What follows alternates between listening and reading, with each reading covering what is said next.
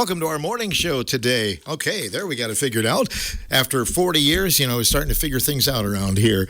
We have some info to get you in the know today on the morning show. We're going to talk to the Scenic Hills Wild Turkey Federation. We're going to talk about an upcoming event they have here, including President Derek Goplin, Fuzz McCauley, who is here today. I don't know, do you have a title, Fuzz, or not? Not even close to a title. No, okay. We don't want it. I do handle the checkbook, but that's about it. Yeah.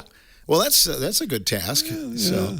So you have a big event coming up, Derek. Tell me about what's happening this Friday in the area. Yeah, so this Friday we have our Scenic Hills Guns and Bingo event. So we'll play some bingo. We'll hand out some guns with the raffle, and it should be a good time. It's usually pretty enjoyable. People love bingo, I think. I hear they do. So give us a little bit of the soup and nuts of it. You're going to be playing bingo. What time does it all start? Yeah, so doors open at 5, dinner's at 6:30. We'll have a nice meal that's included with your dinner ticket. Most people have bought in advance, but we do have plenty of seats available, so please stop on down at the Phoenix Center at 5 o'clock. You can buy your tickets at the door. They are $80 a piece. That includes the good dinner there. And then if you are interested, we do have a sponsorship table that's $1,200. That gets you 8 seats and your own raffle with that table. So, pretty good deal. What about the meal? What are you serving? What are we serving, Fuzz? We have turkey? Beef and turkey. All right. There we go. Beef and turkey, the potatoes. Vegetable, bread. It's the full meal. It's not it's not just a partial. It's full meal. Come hungry. So you've been a part of this organization for a little while, Fuzz. Yeah, I have. I've been for a while. Yeah. Good group of people, and that's why I'm in it. In fact, I didn't even turkey hunt when I started being a part of this group, but just great people to be around. Outdoors people. So therefore, when we talk about it being a Turkey Federation banquet or a group, this is a national group, so it extends quite a ways. So you start talking about, okay, what does this money go for that people are, buying into and stuff. And locally, we do a Jake's Day, for example, where we include youth, and we try to do youth with a lot of stuff. But when you kind of extend outside of our local chapter, the state chapter has events and conferences and conventions, and then nationally, a lot of times it involves like biologists that are dealing with turkeys, turkey habitat, and then they do a lot of land leasing. It's getting kind of to where it's difficult for people to find a place to enjoy the outdoors and conservation and the hunting. So therefore, it extends into the national level, for people that want to be a part of that outdoors group. So it's been a learning experience for you. And I was thinking about when we were young, I didn't even know there was such a thing as a wild turkey, right, around here, right? I wish I was more attuned to dates and years, but turkeys began here because we made a swap with the state of Missouri, and we're talking about before your time and my time, and we gave them grouse from Wisconsin, and they gave us turkeys from Missouri, and we can see now, you drive down the road, and it's not too unusual to find turkeys around, so it's been a great hit for us here in the state of Wisconsin. I know you're an enthusiast of the outdoors, Derek, but hunting turkey, is that one of the more challenging things to hunt? Yeah, I would say so. Without looking at the data, I mean, when I was growing up, they said the success rate was like 20-25%. So they can be pretty challenging. They see very well. And it's just overall, it's pretty hard. Why are you a member of this organization? I'm a member because I enjoy the outdoors. I'm well versed with the archery club and some of the other outdoor communities. So this is just a way to help give back and make sure that we have something moving forward as well. Are there some highlights maybe from the last year or so since the last time we saw you? Some accomplishments for the club? Fuzz, yeah. Well, I think one of the things that we try to promote with our committee And committee, by the way, can be anybody that wants to be involved. But we do some fishing, we do some deer hunting events, we do some turkey events, obviously, and we try to do things that would involve spouses, because quite often these are men, but not always. But we do some things that involve the spouses as well. So we actually have, as a committee, and again, that can be anybody that wants to be involved locally. We do something every month that promotes basically, outdoor education and just getting out there and having fun. Is there an effort to try and get younger people involved, Derek? Yeah, absolutely. How do you do that? We do a lot of learn to hunt stuff every spring with the turkeys. I know a lot of members are involved with hunter education as well. And then on the archery club side, we're always open to bringing new people in. It's, we welcome everyone to come up there and be a part of that community. How often do you get together for the archery club? Yeah, so the archery club meets every Wednesday evening around 5 o'clock or so. So if you're not a member, come up then, talk to us. We'll show you around. Memberships are $40 for a single person, $50 for a family, and then you can come shoot any day of the week. You don't have to just come up there on a Wednesday. That's good to know. So Yep. No appointment is needed if you're a member then. Correct. Good. Fuzz, have you learned to call turkeys? Have you worked on that or not? That's kind of part of the, like I said, I didn't even hunt turkeys when I started. But what I ended up doing was I have a brother that really loved to hunt turkeys. And so I asked him to call for me for several years, and he did. And he must have done a pretty good job because there was some success. Then one of my sons kind of picked up on calling turkeys, and so he would call for me. I have never called a turkey in, and nor have I really attempted. I've just, like even some of the committee members, as Derek mentioned, when you have a youth hunt, like Jerry Lynch, for example, has taken me out. He's a member of our committee, and he called for me and stuff like that. So it's not like you got to be the caller. You just got to know somebody that's good at it. So I've been very blessed with that. It's like a lot of things. Surround yourself with good people, right? That's right. That's right. I thought of that this morning coming in. We're going to talk about more things than turkeys here today, but I'm just blessed to have good people around that I can enjoy, and you get a lot of stuff done. Good camaraderie, isn't there? Yeah. So you're going to have a busy weekend because you have this event on Friday night. What's going on Saturday? Well, Saturday is another hat that I've been privileged to wear. It's the wrestling club is having a golf outing on Saturday, and I'm not a main wheel with that at all.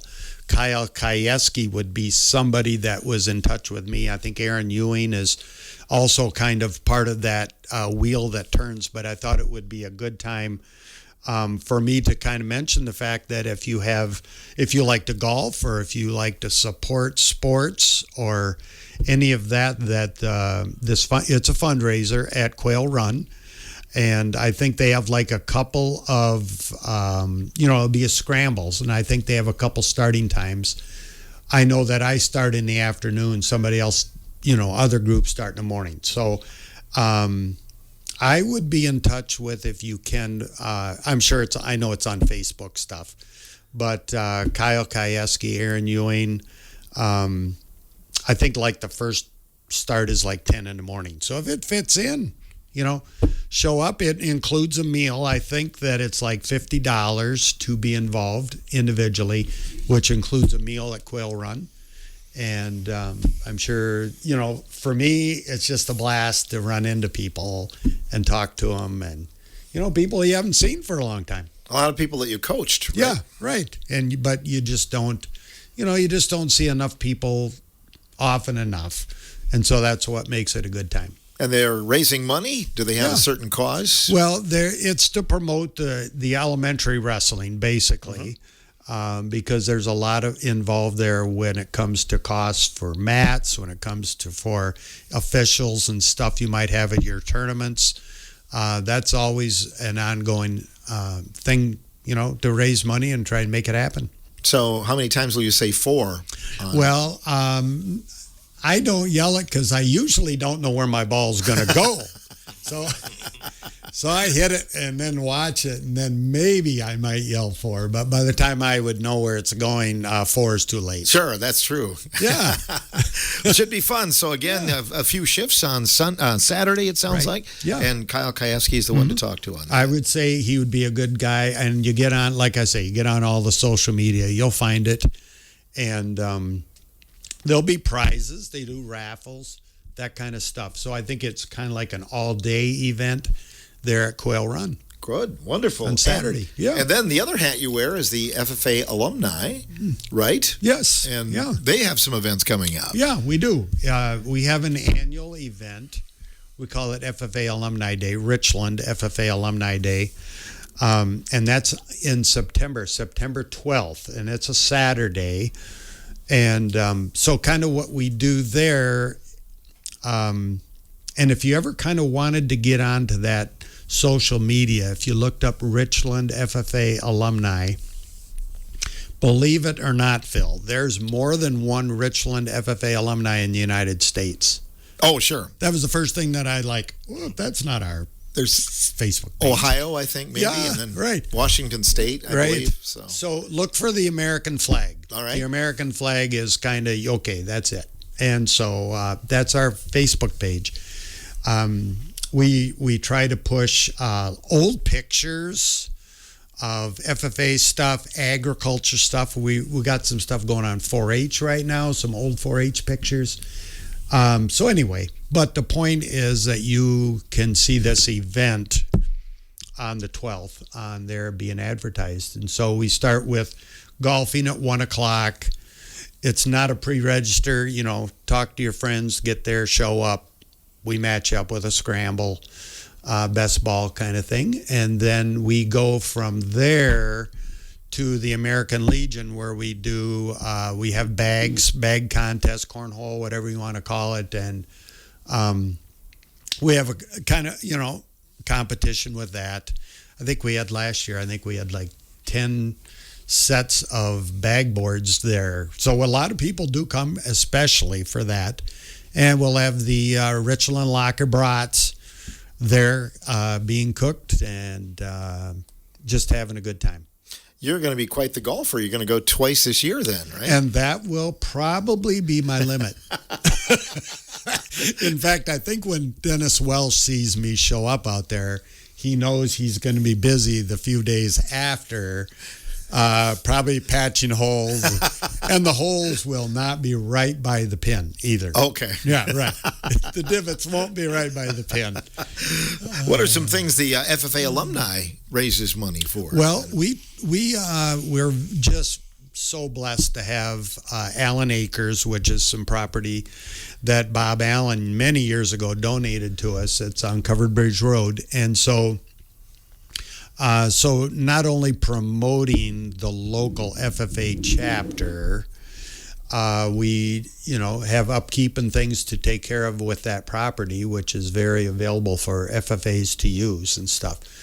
But our main goal is to support our FFA chapter when they are doing events that they need financial support for or professional help, to be able to come in and assist with the classroom stuff or the shop stuff or events outside. I know sometimes even the contests cost extra money for the FFA students to attend. Absolutely. You go to these contests, you pay a fee. And of course, there's state convention, national convention. Those are all things that are just super events and experiences. But sometimes, you got to come up with some extra cash to make that all happen. I think you guys did a tractor a year or so ago. Yep. We've been doing tractor, renovation and raffles and stuff. Yeah. So over the time frame, we've done some big things, but brats have been a big deal for us over the years. Brat sales and cookouts and things like that. Indeed. And you're going to be serving up some hot dogs on October 3rd as well, aren't you? I cannot wait for this event, Phil. Tell us, Phil, first of all, what it's about. Well, we're going to be celebrating our 40th, those were the days, 40th, not the 40th overall, but the 40th year. Yes. On October 3rd at the Richland Center City Auditorium on the Betty Hayes Legacy Stage, just Absolutely. recently named. Yeah. And you're going to be there serving hot dogs that night as well. Well, yeah, this was something I just thought was very necessary. Because they're going to be celebrating you and what you've done, and I think I said we've got to have some hot dogs there. Is it a correlation, the hot dog, celebrating a hot dog on the air or something? I'm glad you brought that up, Phil, because it's been mentioned that night we may be calling them Phil dogs. Oh. Okay. So if you want to push Phil dogs, that's fine. But people probably need to understand that they're Richland Locker hot dogs. And so we're going to be outside of the doors of the auditorium cooking these hot dogs, taking them inside. So when people come inside to see you, I think the times may not perfect, 6 to 9 maybe. Yes, that's correct. In the evening. When they come in, part of their entrance, they're going to be an admission fee of some sort, a small fee, I think. And part of it's going to be a free hot dog. Oh, that's a good deal. Yeah. And, of course, the night parade is going on, the Canyon of Lights parade at the same time. Right. So there'll be a lot of big doings in downtown. Yeah. So I have talked to Craig. We're talking like a lot of Phil dogs. I hope so. Yes. Just our staff alone will probably polish off a few of them. So we're going to have a lot of Phil dogs there. For that event. So our alumni will be helping out with that, yeah. That's a lot of fun. Well, we appreciate you guys doing that. Well, one other touch with that, I think would be people will get excited about this, and that is that because this is celebrating you and because we've had the Betty Hayes stage stuff going, they're thinking about this maybe being a Phil Knee latrine possible beginning. Yeah, so I'm starting to get teary-eyed here. Yeah. I will not say that I came up with this idea, but somebody did. They thought the Phil Knee latrine would be an awesome thing to start getting resources toward making that happen. Well, it sounds really, it rhymes for one thing. Mm-hmm. It's got a nice ring to it. Yeah, so well, that's kind of what I thought. And the person that came up with that idea, I thought, that's a good one. That's good. I'm speechless for once. We appreciate that, Fuzz, and appreciate you guys coming out to do that then. So kind of circling back to where we started. Derek, anything you want to add about this weekend and your big event on Friday night? Yeah, so if you're wondering where you can find our flyers at, one, you can stop in at the event like we mentioned. We're going to get it on the WRCO Facebook page, it sounds like. There's a QR code on the flyer.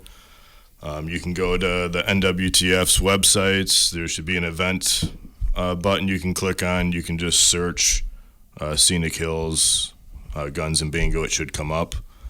Or I know there's flyers down at Open Season in town, so you can stop in there and grab one. It's just inside the door. Wonderful. And what do you look forward to the most with the upcoming banquet on Friday night, Derek? I look forward to winning bingo myself. Really? So guaranteed winner. Hopefully I have enough time to play. We'll see if I'm running around or not. How many cards do you anticipate that you'll have? There are 4 or 6 games.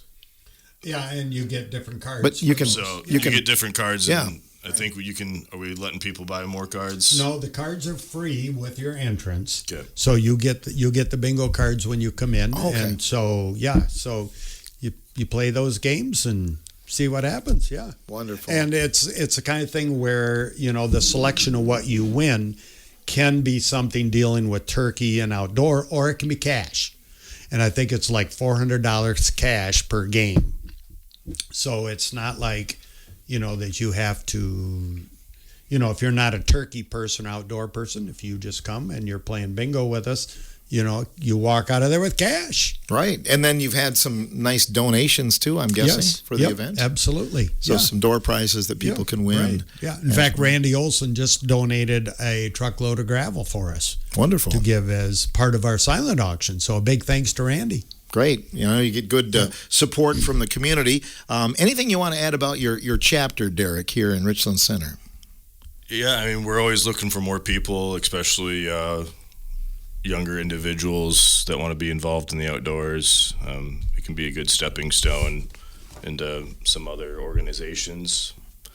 So It's an exciting time, too, with the fall seasons coming it up. is, yeah. We're finally kind of turning over into the better weather, and it's not 95 and 90% humidity anymore. So True. You ever have any contests, calling contests or anything like that?